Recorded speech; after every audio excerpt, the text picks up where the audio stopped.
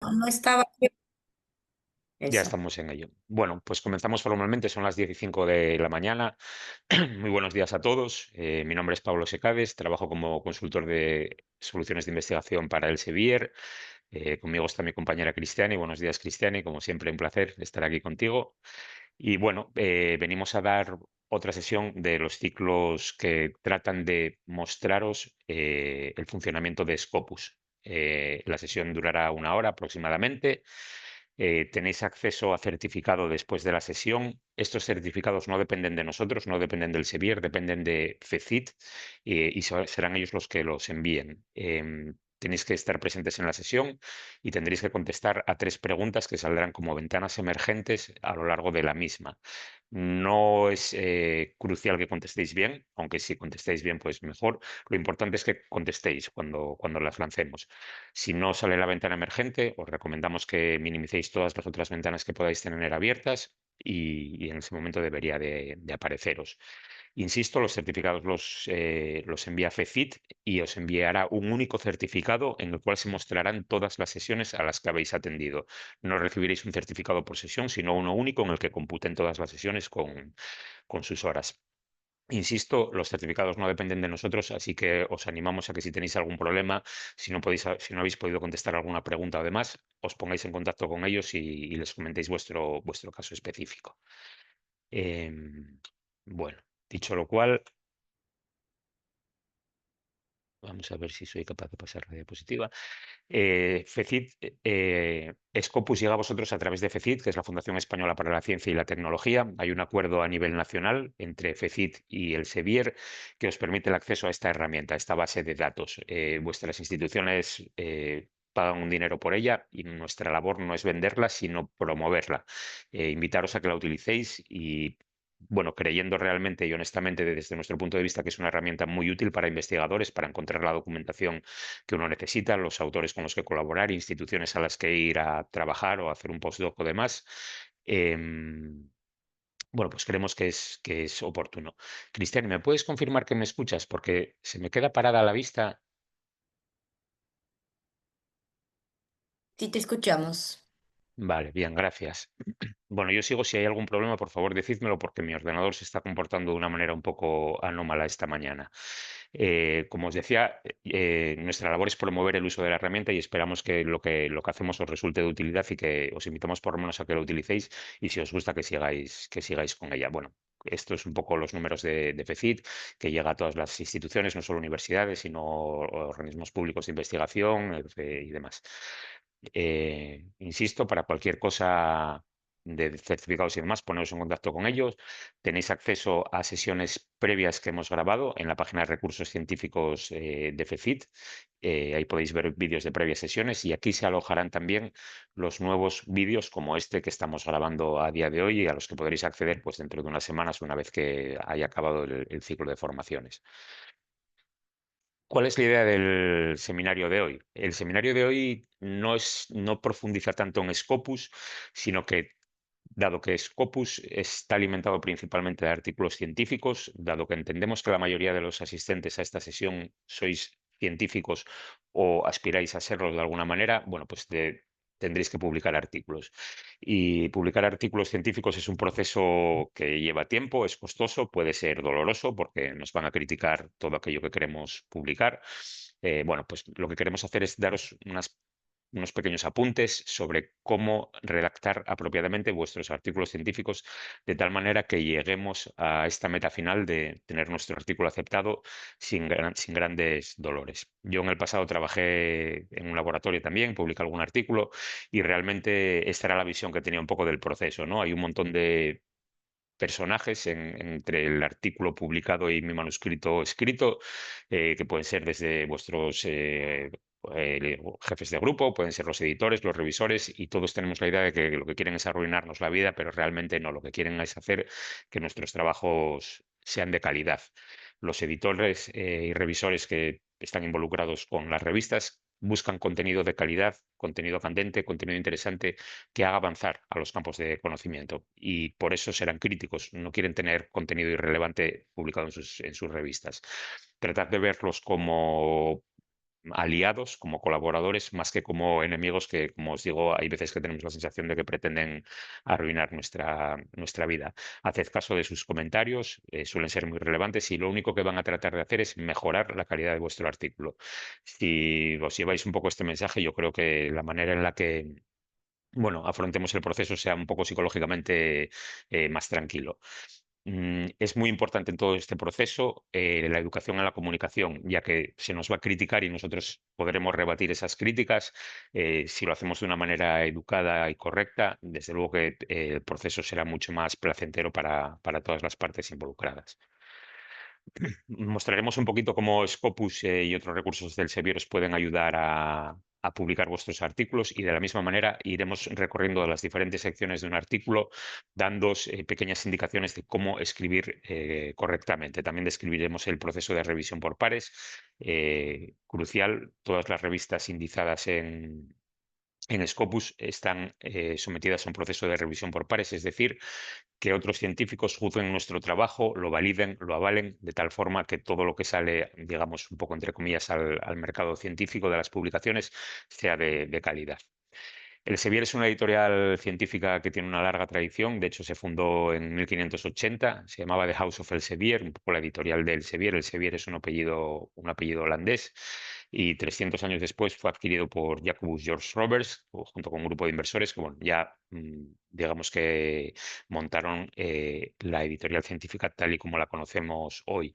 Y bueno, entre nosotros, entre colegas de trabajo, pues siempre nos da un toque romántico el pensar que personas de la importancia de Galileo, Erasmo, Descartes y otros que veis listados han publicado en revistas de esta editorial científica desde, como veis, pues hace ya prácticamente cinco siglos, 500 años.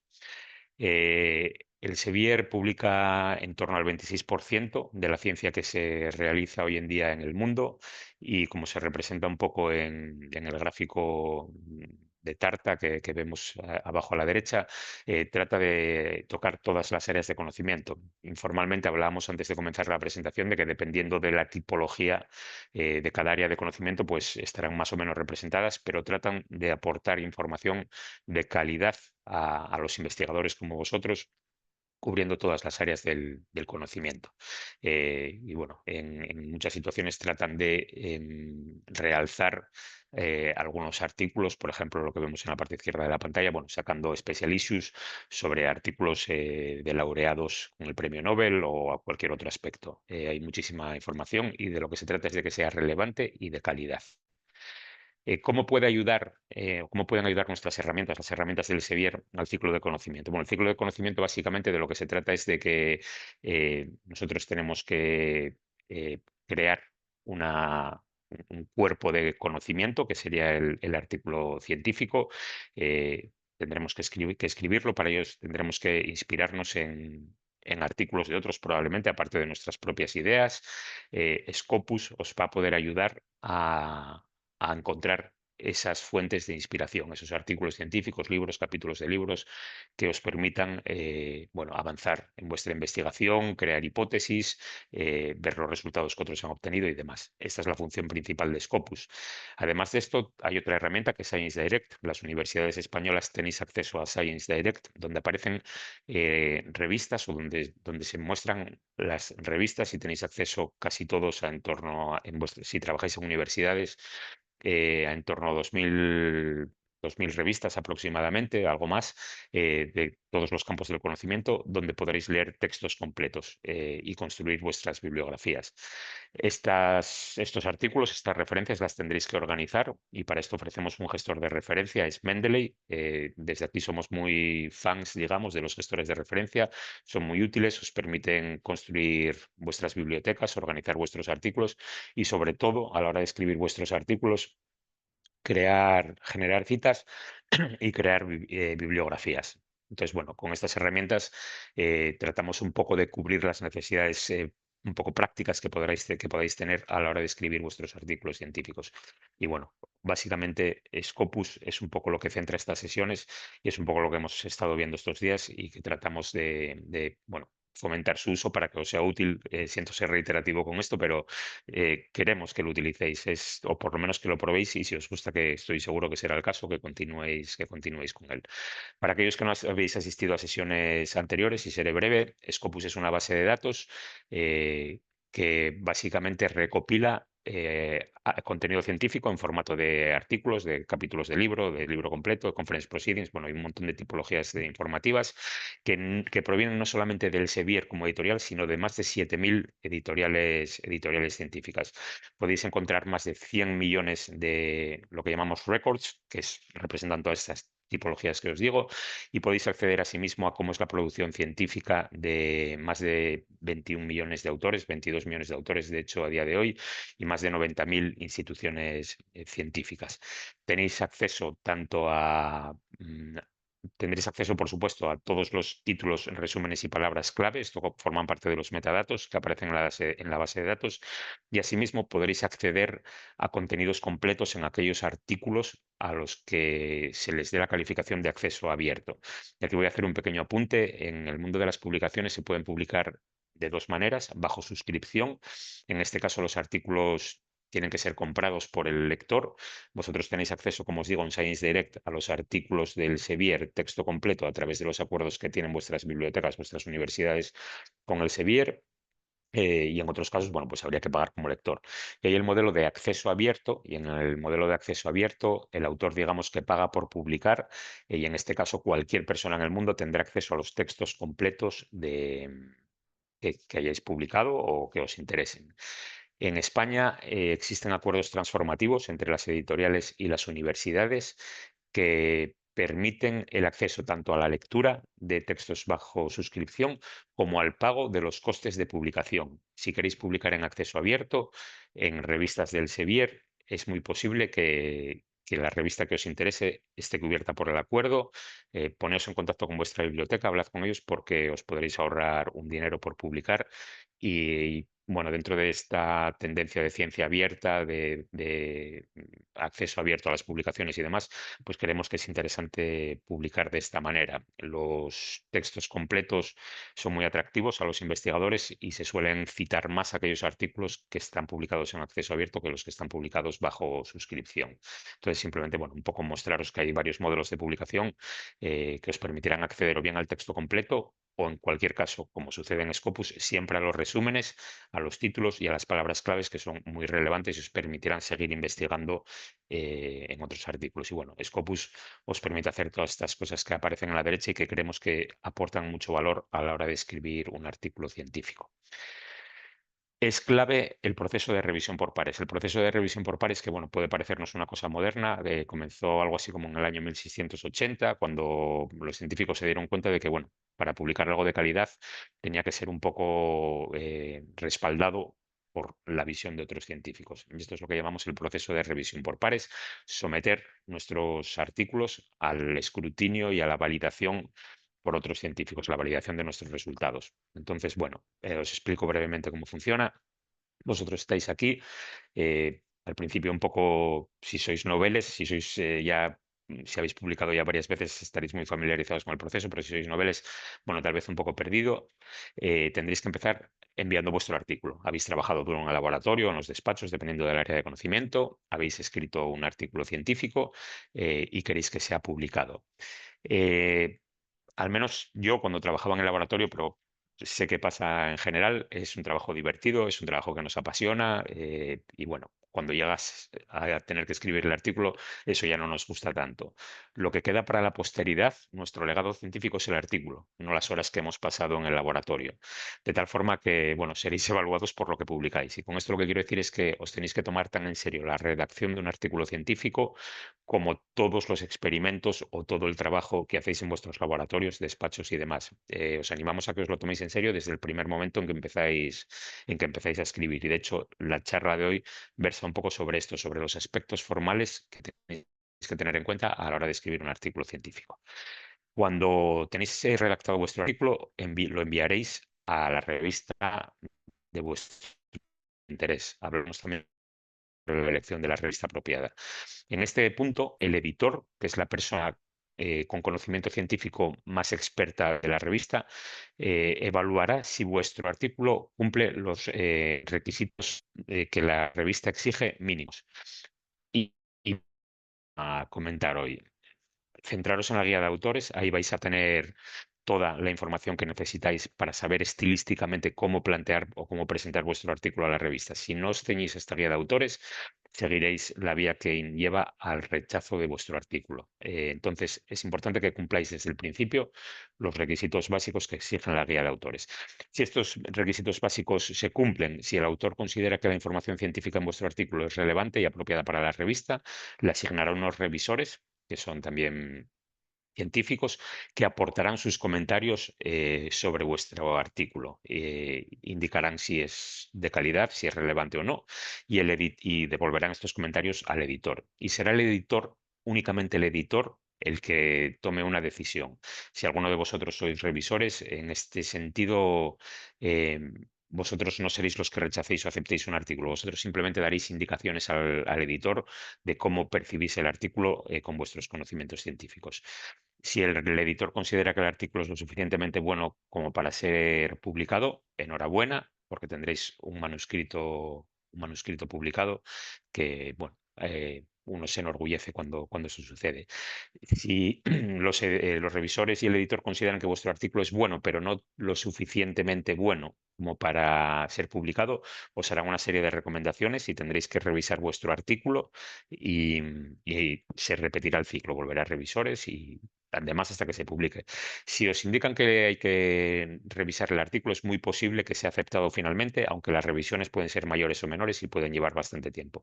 Y en caso de que, bueno, que el artículo no sea considerado por los motivos que tanto los revisores como el editor consideren importantes como para ser publicado, pues será rechazado y tendréis la opción de enviar este artículo a otra revista. Yo os aconsejaría que hagáis uso de todas las recomendaciones que tanto revisores como editores os han hecho para enriquecer vuestro artículo a la hora de enviarlo a una nueva revista.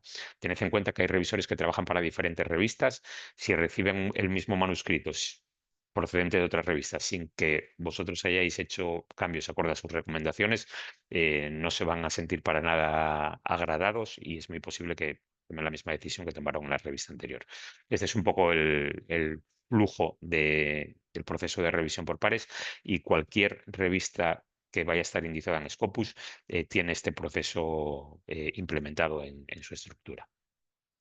Inicialmente necesitaréis una idea, todos ya trabajáis en un campo de conocimiento en concreto, pero realmente tenéis que aportar algo nuevo, no podéis publicar algo que ya esté publicado, que sea novedoso es algo crucial. Y para ello Scopus os ofrece acceso a la información que incluso no ha sido ni publicada.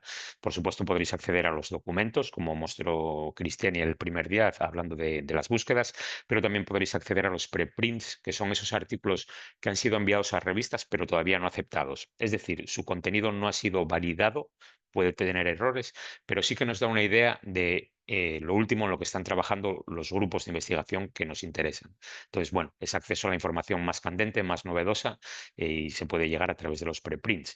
También podéis hacer filtrados por fecha y acceder a las últimas publicaciones o a los últimos preprints publicados, de tal manera que os podáis inspirar y un poco estar a la última. E insisto, es muy importante el aspecto de aportar material, contenido nuevo a la ciencia de la que formáis parte.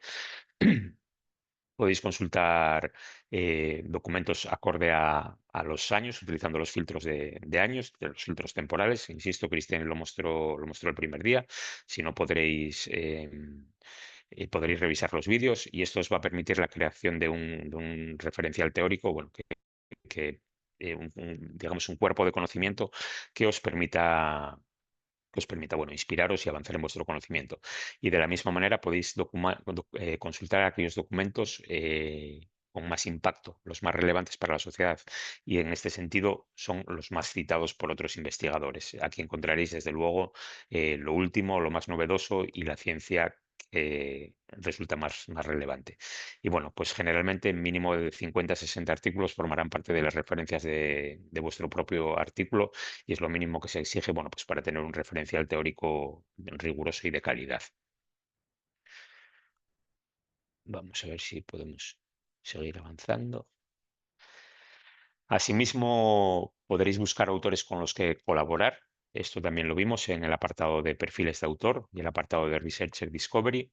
Os invitamos a que exploréis estos campos si no habéis asistido a las sesiones anteriores, pero aquí encontraréis toda la información de los mejores investigadores y un poco para que sepáis lo que publican, en qué campos de conocimiento, cuáles son sus últimos artículos y demás. Si buscáis colaboradores, si buscáis un nuevo investigador con el que colaborar, un nuevo group leader donde ir a hacer un postdoc y demás, bueno, pues esta es la herramienta que os ofrece Scopus y que es muy, muy relevante. Y esto no voy a ir sobre ello.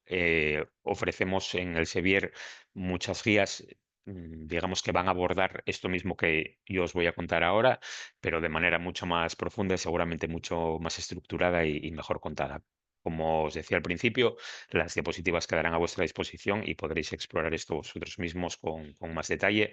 Y os aconsejamos que lo hagáis antes de comenzar a escribir porque, bueno, os situará mentalmente bastante bien. Una vez que ya tenéis vuestro referencial teórico, una vez que habéis hecho vuestros experimentos, una vez que ya tenéis unos resultados compilados, tendréis que comenzar a redactar vuestro manuscrito. Y vuestro manuscrito no puede ser cualquier cosa. Tiene que aportar algo que haga a la ciencia, a vuestro campo de conocimiento, avanzar, que pueda inspirar a otros investigadores, igual que vuestro marco teórico ha sido inspirado por otros. Ha de tener un mensaje que sea claro y útil y además si puede ser emocionante, si puede ser atractivo, mucho mejor. Tenéis que presentarlo de una manera lógica. Esto tiene que fluir como un río. En la introducción tendréis que plantear una hipótesis.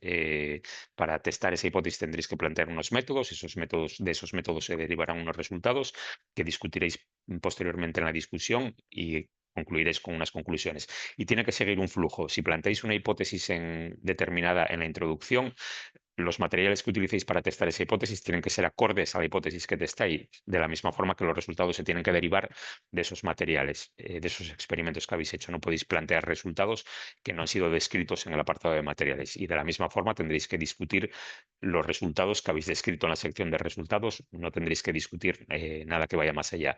Es muy importante la coherencia, la lógica, este flujo bueno, yo me gusta utilizar el símil de un río.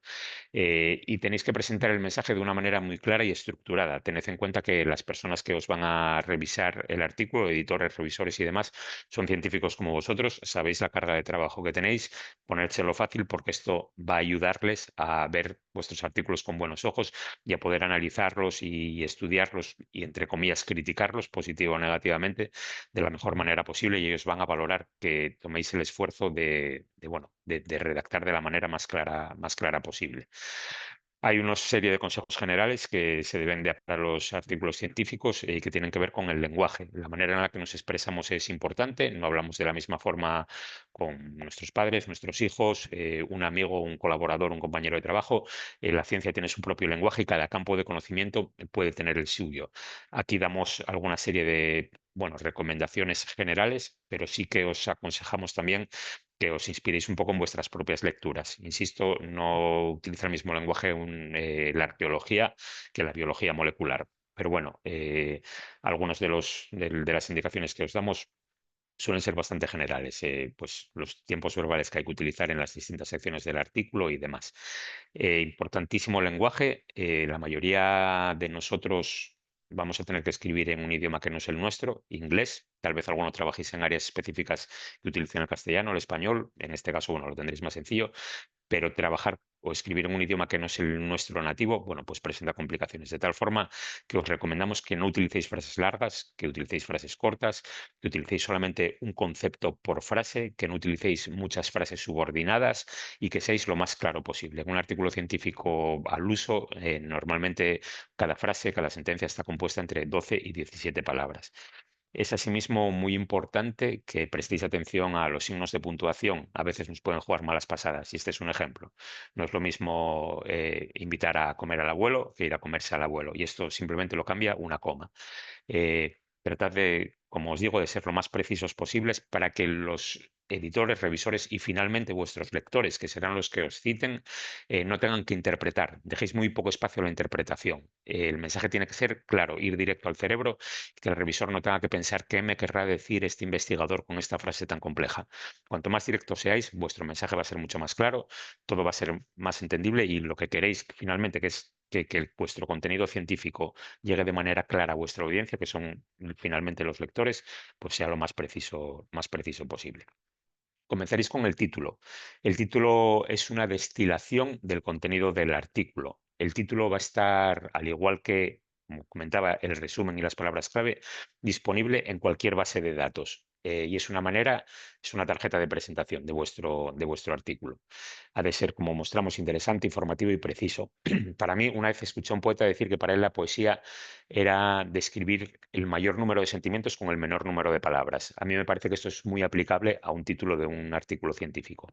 Condensad el contenido de todo vuestro artículo en una única frase y hacerlo de una manera atractiva para la audiencia. Lo primero que va a leer un autor de vuestro artículo es el título. Y ahí es donde tenéis la opción de enganchar al lector al resto del artículo. Hay títulos declarativos que, bueno, son más asertivos, más directos. Hay títulos más descriptivos que, bueno, muestran o dejan un poco abiertas el interés o la curiosidad para seguir leyendo el artículo. Os aconsejamos que eliminéis frases que no aportan nada. Cada palabra cuenta en un título. Eliminad aquellas que aportan poco porque digamos que quitan contenido al título sin aportar nada y no utilicéis signos de interrogación y demás. Se permite cierta creatividad en los títulos, pero tenéis que tener cuidado con vuestra creatividad. Este es un ejemplo con el que yo me encontré una vez, Baffled by Bafilomycin. Baffled es como sorprendido, ¿no? Un poco así, y bafilomicina es un antibiótico y el efecto que esto tenía sobre, bueno, factor de transcripción. Es un título que a mí realmente me resultó muy atractivo. Estos títulos están permitidos, pero tenéis que someter a escrutinio de otros colegas vuestra creatividad. Se tiene que entender. O sea, es muy interesante que el título sea sonoramente atractivo, pero insisto, tiene que reflejar el contenido del artículo. Pues bueno, tened en cuenta que el título es muy importante y yo, de hecho, sería la última sección que abordaría a la hora de redactar mi artículo científico. Después aparecerá lo que se llama el abstract, el resumen, y volvemos un poco a lo que sucedía con el título. Es un poco también la tarjeta de visita. Es accesible en cualquier buscador de información científica. Y básicamente en el resumen lo que tenéis que abordar son dos aspectos. ¿Qué habéis hecho? ¿Y cuáles son los principales hallazgos? Tan sencillo como eso. Dos párrafos, cada revista os indicará en la guía de autores el número de palabras que esperan por resumen, suelen ser entre 250 y 500 palabras, es decir, el contenido que podéis aportar es limitado, de tal forma que, bueno, que es algo que tiene que ser pensado conscientemente antes de ser redactado. Y tendréis que escribirlo y reescribirlo, bueno, varias veces hasta que veáis que ha conseguido el punto que buscáis. Y insisto, es la tarjeta de visita de vuestro artículo junto con el título. Es una manera, una oportunidad de venderlo y de, digamos, capturar a vuestros lectores. En la introducción tenéis que plantear vuestra hipótesis. Básicamente tenéis, aquí indicamos ser breve. La brevedad es importantísima para todas las secciones. De hecho, insisto en la guía de autores que recomendamos una y otra vez que leáis, es muy importante. Los autores, los editores, revisores valoran que os ciñáis a la guía de autores. Siento ser pesado, pero es fundamental. Os indicarán cuál es la longitud del texto completo. No puede haber, a lo mejor, en un artículo más de 3.500 palabras en todo el artículo. Y tal vez por secciones también os indiquen el número de palabras que esperen. La brevedad es importante en esta sección, así como en casi todas las del artículo. Tenéis que plantear cuál es el problema, cuáles son vuestros objetivos, la hipótesis, claramente la hipótesis, y por qué vuestro trabajo es relevante. Mi recomendación es que vayáis un poco de lo general a lo particular, que planteéis la hipótesis de la que partís, necesitáis referencias digamos, posición en vuestro trabajo dentro del campo de conocimiento en el que trabajáis. Y luego, finalmente, como investigadores, probablemente trabajéis en campos muy pequeñitos, pues vayáis acotando y haciendo un poco como un efecto embudo en vuestra introducción. Yo pasaría de lo general a lo particular en la introducción. Insisto, es el momento de plantear la hipótesis, qué problema queréis resolver y por qué esto va a hacer avanzar a vuestros campos de conocimiento. Esta hipótesis, evidentemente, la tenéis que testar a través de unos métodos, las secciones que se llaman normalmente Material Methods. Aquí presentaréis los métodos que habéis utilizado, los materiales que habéis utilizado. La idea de esta sección es que cualquier otro investigador en el mundo pueda repetir aquellos trabajos que vosotros habéis hecho, aquellos experimentos que vosotros habéis hecho, obteniendo los mismos resultados y con la precisión que vosotros habéis utilizado. Así que tenéis que ser tan profundos en la descripción como esto requiera. Los editores suelen ser gente ya más experta, que pasan más tiempo leyendo que pipeteando, si se me permite la expresión, y tal vez no presenten o no presten tantísima atención. Por supuesto lo van a evaluar, ¿eh? Pero no presten tanta atención a esta sección. Los revisores, sin embargo, suelen ser personas un poco más junior, y puede que necesiten inspirarse en vuestros métodos, puede que les resulten útiles para sus propias investigaciones, de tal forma que van a prestar mucha atención y pueden ser puntillosos. Entonces, se trata de describir lo que habéis hecho con la mayor precisión posible para que cualquier otra persona pueda reproducir vuestros experimentos en cualquier lugar y tiempo del mundo. De vuestros métodos, de vuestros experimentos, se van a derivar una serie de resultados. Esa sección es muy descriptiva. Simplemente tendréis que exponer qué resultados habéis obtenido acorde a los experimentos que habéis hecho. Y para ello debéis ayudaros de figuras, de tablas y demás. Un artículo bien redactado debería ser comprensible yendo únicamente a través de las figuras, sin leer el texto. Evidentemente no de una manera tan profunda que como cuando lees el texto, pero las figuras son muy importantes en la sección de resultados. Mi recomendación a la hora de redactar un artículo es que comencéis por la sección de métodos, puesto que solamente tenéis que describir lo que habéis hecho. Es fácil, y posteriormente los resultados, puesto que es muy descriptivo. Y pasaréis de esta situación en la que veis un folio en blanco que asusta un poco, ¿no? Como al pintor el lienzo, a, bueno, pues ya tengo escrito una sección que es material, ya tengo escrito otra sección que es resultados, y de ahí seguir escribiendo el resto de secciones un poco acorde a lo que habéis ido mostrando. Insisto, pasad tiempo con vuestras ilustraciones, con vuestras figuras, no queréis gráficos muy complejos, sed claros, 3 o 4 conjuntos de datos por figura, que sea, dadlo un poco digerido a la audiencia y presentad vuestros resultados, pues eso, simplemente de una forma descriptiva, honesta, clara y demás. En la discusión plantearemos el significado de nuestros resultados. Y esto ya es otra cosa. Esto lleva un trabajo de lectura. Tenemos que no solamente discutir nuestros resultados, sino mostrar cómo se comparan con los resultados obtenidos por otros investigadores. Y esta sección, al contrario de lo que comentaba en la sección de material y métodos, suele ser la que más atrae a los editores. Probablemente aquí es donde vayan a juzgar realmente la calidad de vuestro artículo. Mantener la idea del flujo del río. Vuestros resultados, vuestra discusión tiene que ser acorde a vuestros resultados. Y si en la literatura que habéis utilizado, perdón, si en la literatura que habéis utilizado hay discrepancias con vuestros resultados, no seáis tímidos, no os retrotraigáis. Si estáis seguros de lo que habéis encontrado, de lo que habéis descubierto, eh, y hay otros que han encontrado resultados opuestos, esta sección se llama discusión. Es el momento de abrir una discusión, es el momento de discutirlos. No sé, la Tierra, el universo giraba alrededor de la Tierra y posteriormente dejó de hacerlo, y es la Tierra la que gira, digamos, alrededor del Sol y del universo. Estos son planteamientos científicos, y los planteamientos científicos necesitan ser discutidos. Insisto, no huyáis de un poco de esta discusión que puede plantearse con otros científicos cuando estáis seguros de vuestros resultados. Em, Insisto, es un momento donde hay que utilizar el trabajo de otros para comparar el nuestro por lo que tiene que ir referenciado. Y esto es importante, utilizar referencias de calidad. Las referencias dicen mucho de vuestro artículo. Artículos con referencias de calidad suelen ser buenos artículos, suelen tener calidad ellos mismos. Y de la discusión llegaremos a la conclusión. La conclusión también es un destilado de nuestro artículo, tenéis que ser muy claros, tenéis que justificar vuestro trabajo y básicamente en la discusión lo que decís es qué aporta vuestro trabajo a vuestro campo de conocimiento.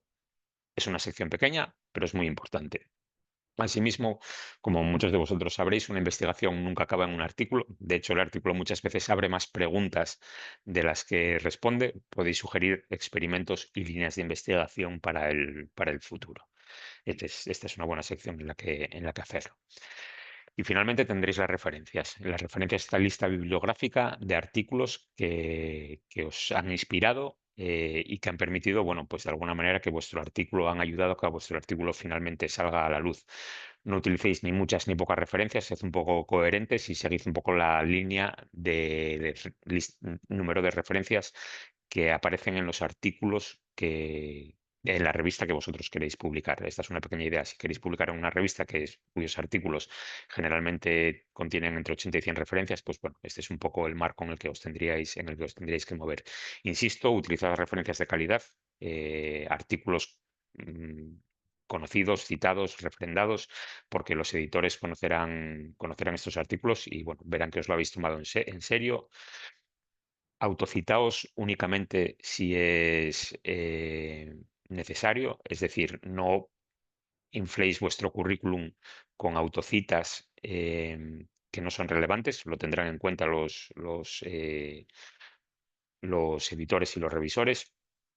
Y evitad, bueno, pues citar a vuestros colegas, vuestros colaboradores, zonas regionales cercanas. Tenéis que ser cautelosos cuando utilicéis las citas. Y cada revista va a exigiros un estilo de cita diferente. Cristiani, no sé si se me escucha, me he quedado parado otra vez. Sí te escuchamos bien, Ah, Pablo. vale, fenomenal, fenomenal. Muy No sé muy bien bien. qué pasa con mi conexión, gracias. Os decía, cada revista os va a pedir un estilo de cita diferente y los estilos de citas tienen una sintaxis muy compleja y cada uno, insisto, es diferente, hay más de 7000. Cada revista va a pediros uno. Que se os va a indicar en la guía para autores, tenéis que ceñiros a ese estilo. Y aquí un poco es donde entra el apartado de gestores de referencia. Nosotros ofrecemos Mendeley, es un gestor de referencias gratuito.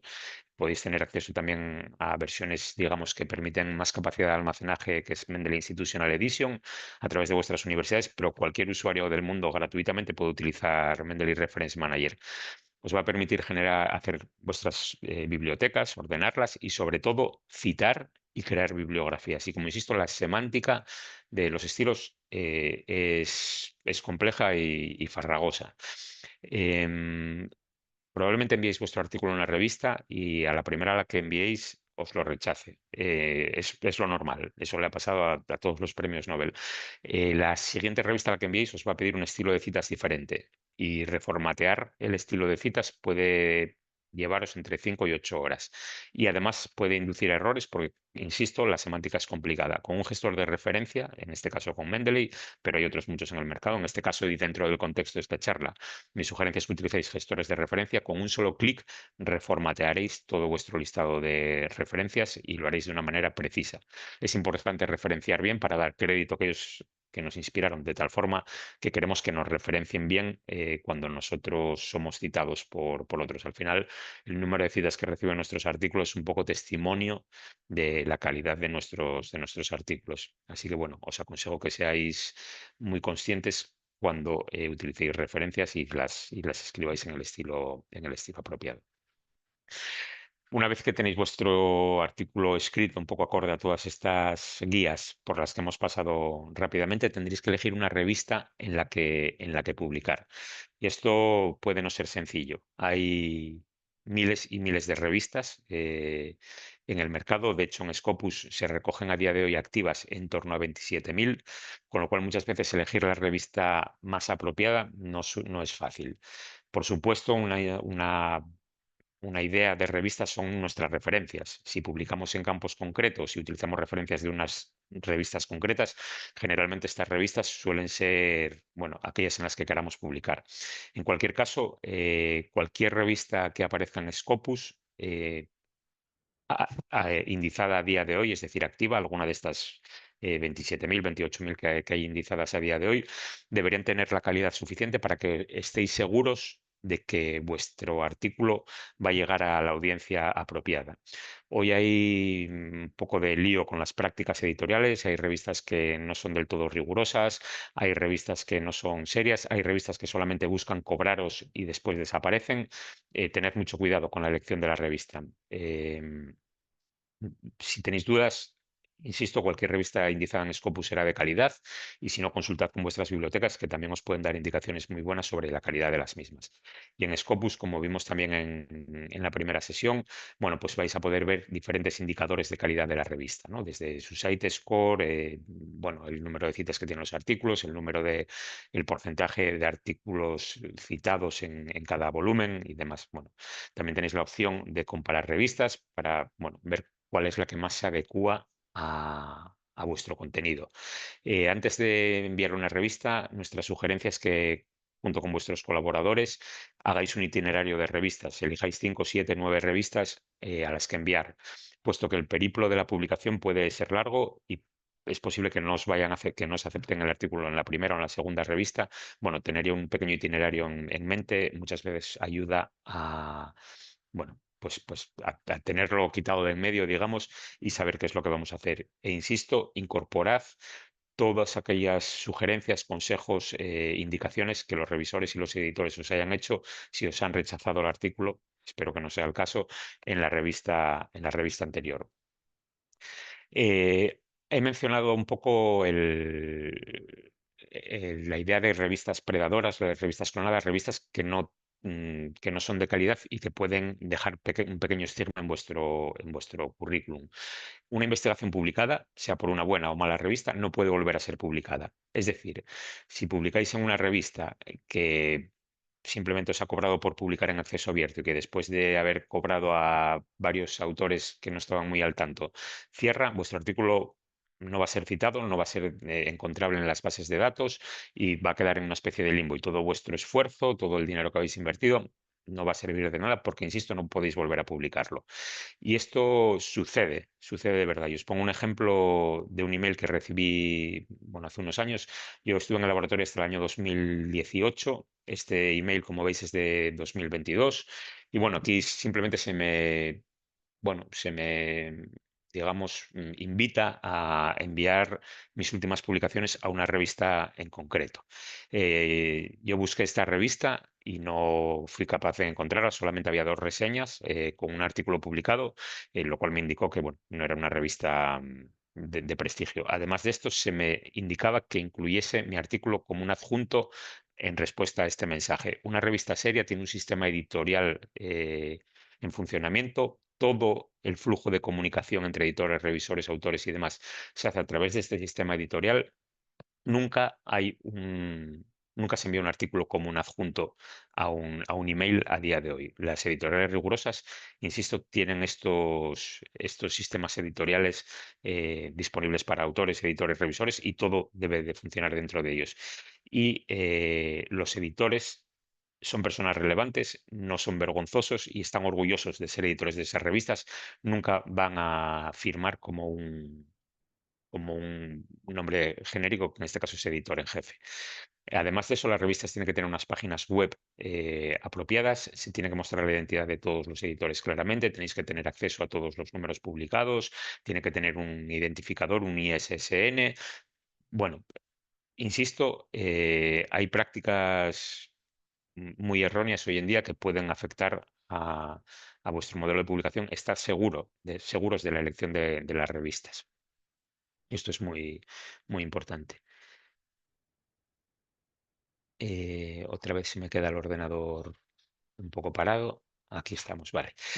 Si tenéis dudas, hay algunas herramientas que os pueden ayudar a determinar si las revistas son dudosas o son creíbles. Una de ellas es una herramienta creada por la Universidad Amity en la India, el del doctor Narula, que es un investigador que, bueno, trata de preservar la calidad de las revistas un poco con estas herramientas. Si ponéis el título de una revista, os indicará si es de calidad, si es dudosa, si, bueno, si podréis enviar ahí vuestro artículo o si no deberíais de hacerlo.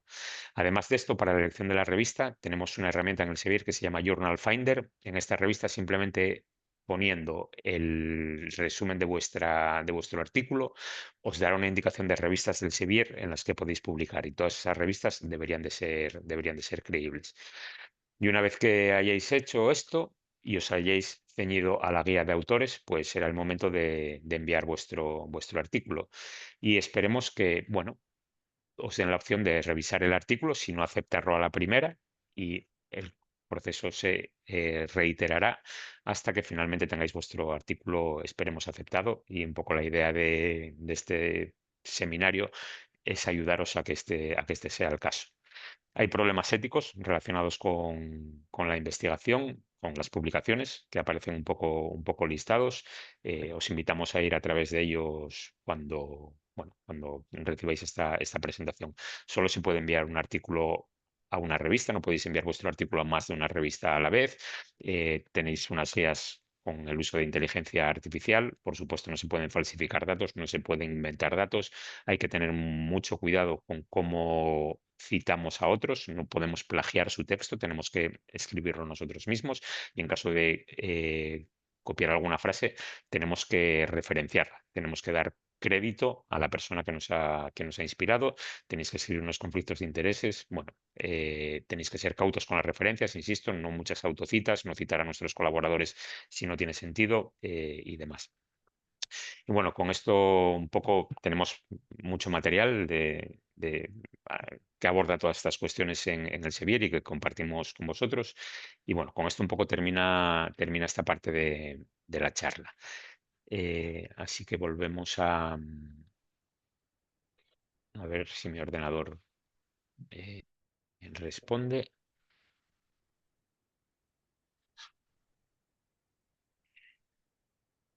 ¿Quieres que yo Disculpad. haga algo, Pablito? Que si me permites, yo lanzaría ya la primera pregunta. Pues adelante, lo puedes lanzar tú mientras mi ordenador ahora ha vuelto Que a la tiene vida. Vale, si no, lánzala tú, por favor. Sí, voy y Pablito, si me permites, no sé cómo está tu tiempo, pero yo quería, hay muchas, muchas preguntas en el chat y discusiones y todo, un poco sobre pagos de las revistas, así que quería colocar más énfasis en eso, ¿está? Y quizás también mostrarles si puedo hacer yo, Pablo, ya que estás un poco con estos... Sí. espera, he lanzado la pregunta, a ver. Sí, sí, yo la veo, sí. ¿Cómo Scopus te ayuda en el proceso de publicación? ¿Encontrar temas candentes, buscar colaboración entre pares, conocer fuentes de mayor impacto o todas las alternativas anteriores? Oh, perfecto. Yo no la veo, ¿viste? Que hoy yo no la veo. Están nuestros ordenadores hoy, Ahora están, sí. están Creo que, no sé si esperando la que gente el ve viernes. quizzes abajo, ¿está? Bueno, dejamos ahí un par de minutos mientras yo contesto y quizás abro también la página del acuerdo transformativo. Lo que yo explicaba a la gente y quería explicar a todos porque es muy, muy, muy importante y quizás un poco de mito ahí. Em, para publicar en revistas de acceso cerrado, nunca, en hipótesis alguna, hubo costo para los autores. Eso no, cualquier uno puede publicar sin pagar nada, ¿está? Eso es un poco, siempre hay como, ay, hay que pagar. Hay que pagar cuando se trata de una revista de acceso abierto, o sea, el autor decide que quiere disponibilizar a toda la comunidad científica mundial su artículo de manera abierta. Si es bajo una suscripción y la mayoría del mundo hoy tiene acceso, hablo tranquilamente que la mayoría del mundo hoy tiene acceso a Scopus y a Science Direct, por ejemplo, no hay costo cualquiera. Si es acceso abierto, ahí sí es la decisión del autor que puede publicar en cerrado o en abierto. Y punto. Hay sí costos para publicación en abierto y justo contesté también, Pablo, no sé tu experiencia, yo diría 2, 3 mil dólares, eso no sé, bien, porque eso cambia revista a revista. Y ahí muy importante que ustedes conozcan eso, nosotros del CEBIER tenemos un acuerdo en España y cada vez más en otros países también alrededor del mundo que los gobiernos de sus países, bueno, armamos una cuenta y digamos que ellos pagan por anticipación, algo así, por sus publicaciones. Entonces ustedes mismos como personas como autores no tienen que pagar si eligen uno de los títulos que están bajo a este acuerdo. Y ahí les comparto, no sé si cerramos la encuesta antes. No, todavía no, pero la cierro yo ahora. Dale. Y mientras, quizás colocamos la pregunta 2 porque ya sé muy bien a quién ha contestado todas las alternativas. Vale, pues vamos a la siguiente.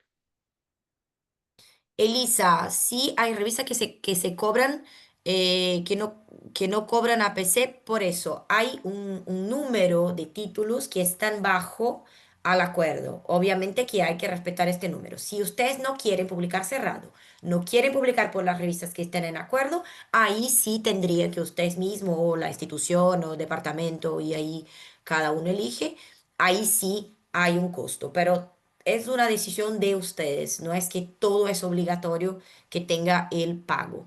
Mientras ustedes contestan, está la cuestión 2 que está lanzada, ¿tá? ¿Cuál herramienta usarías para buscar una revista más adecuada para publicar?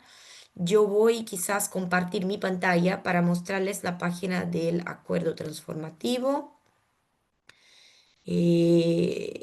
No. Lo que dice Cristiani es muy importante. Los precios por publicar pueden oscilar entre los $500 y los 10.000, dependiendo de la revista. Como veis, es una cantidad de dinero bastante, bastante importante. Si esto puede ser cubierto por el acuerdo, pues miel sobre hojuelas. Aquí creo que ven mi pantalla, ¿verdad? Sí. A ver, listo. Entonces, esta es la página. Comparto el enlace también para que tengan, porque eso es fundamental de esta sesión de hoy. Uy, yo no les veo, espera. Hay muchos botones abiertos. Aquí estamos. Chat. Voy a colocar en el chat esta página, ¿está? Nada, y aquí les comenta un poco de qué se basa el agreement. No es algo que estamos tanto porque esta es una sesión FECIT y el acuerdo es Science Direct, que no está bajo FECIT, pero sí por CRUE. Pero les muestro porque es una duda muy general. Todo el proceso, todos los pasos que hay que seguir. Generalmente ustedes someten sus artículos y las bibliotecas les aprueba o no.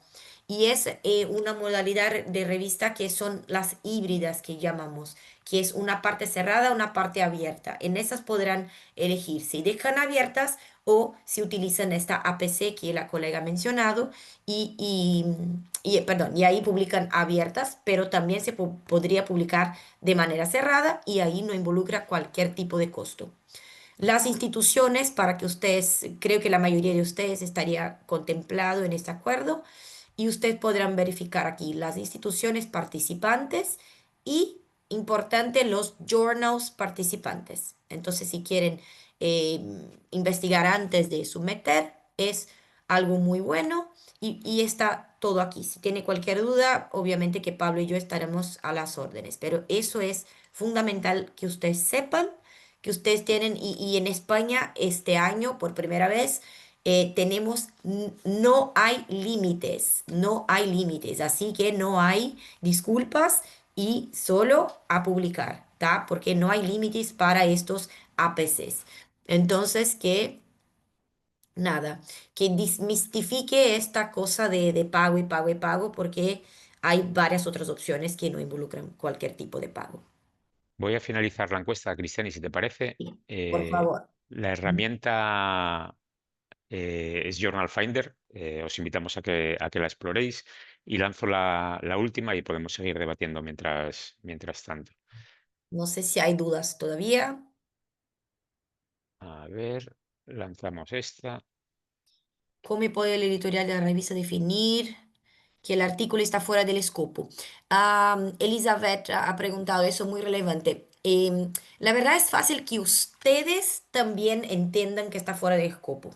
No sé, y perdón que a veces no he escuchado todo que Pablo habla porque estoy súper concentrada en contestarles y quizás Pablo ha pasado o no por este tópico. Pero la verdad que todas las revistas tienen un escopo y no es difícil de visualizarlo. Por eso siempre recomendamos a ustedes que estudien bastante la revista que quieren someter sus artículos. eh, echen un vistazo en otros artículos de la revista para saber, para entender si hay similaridad con los que, con el artículo que tú estás preparando. Y por eso también el Journal Finder hace un poco de esta conexión. Siempre, siempre la revista tendrá un escopo, ¿tá? Un escopo muy específico. Y entonces no es que la revista va a saber o no, pero es un poco fácil, ¿tá? Si en todas las guías de autores lo primero que sale es lo que se llama aims and scope, y ahí quedará reflejado claramente lo que están esperando, el tipo de material que están esperando. Tened en cuenta que los campos de conocimiento son cada vez más estrechos y reducidos, y no se trata solamente de publicar genética. Puede ser genética de peces en concreto o genética, hay que ser específico, y desde luego los editores lo tienen muy en cuenta, que pues, quieren un tipo de contenido determinado, no cualquier contenido. Entonces, el AIMS, ceñirse al AIMS and Scope, de hecho, es un motivo de rechazo, no haberse ceñido, aunque la calidad de la investigación sea buena. Bueno, APC, lleva, resumen para ustedes es un artículo, para ser muy simples. El APC es el costo por el artículo. exacto, APC es Article Publishing Charge, o sea, lo que se os va a cobrar por publicar un artículo en abierto. Eso es. Insistimos que bajo suscripción no hay coste para el autor. Exacto. Bueno, vamos terminando justo a tiempo, y tal vez os tomemos un minuto más de lo que habíamos previsto, pero bueno, por lo menos estamos más o menos ajustados. Y esperando de nuevo que publiquéis muchos y buenos artículos, y que esto que hemos comentado hoy os resulte de ayuda. Insistimos, compartiremos todo el material con FECIT, podréis accederlo y tenerlo como guía. Yo creo que Dejo voy a también ir... un poco, perdón, Pablito, No, todavía no está actualizada la página FECIT, pero debería estar más o menos por este enlace que les envió ahí por el chat, está en los materiales. Em, si se quieren adelantar, si les encantó muchísima la sesión, creo que el material estaría, déjame ver porque tengo la pantalla abierta, creo que es más o menos similar a la sesión 7 que hemos dado en marzo, a ver si... Ah, no, solo está el video, perdón. Vamos a insistir que tenga el material de la diapositiva. Acabo de ver que hay solo el video, pero debería estar el material también. No lo veo, pero bueno. Usted ya tiene. Ah, sí, sí está. Si dan un pinchazo, es bastante similar. No es la sesión de hoy, pero las diapositivas son similares. Y quizás si tiene muchas ganas podrían utilizar ya este enlace ahí. Y muy bien, y vamos cerrando, creo. bueno, cerramos la encuesta. Un autor tiene que pagar por publicar con el Sevier. Solo si quieres publicar Open Access, si no hay acuerdo transformativo, es lo que habéis contestado la mayoría de vosotros, así que correcto. Y nada, como siempre, muchísimas gracias por vuestra atención. Perdón que tengamos que acabar así abruptamente, pero la sesión de hoy era larga. Cristiano, y como siempre, agradecidísimo de contar con tu ayuda. Y nada, al resto de vosotros, pues muy buen día, y espero que nos veamos en futuras sesiones y que lo que os hayamos aportado, pues os resulte de utilidad. Insistimos, no queremos venderos Scopus, ya lo tenéis. Dadle un vistazo, jugad un poco con ella, y estamos seguros de que os resultará de suma utilidad. Tendremos sesiones similares a de estas semanas pasadas, pero si tienen duda, quieren practicar otra vez, vengan. Y tendremos también una sesión de preguntas y respuestas, así que hay tiempo de practicar. Y si todavía tienen las dudas, vengan a la sesión de preguntas y respuestas. Muy buen día para todos. Hasta pronto. Chao.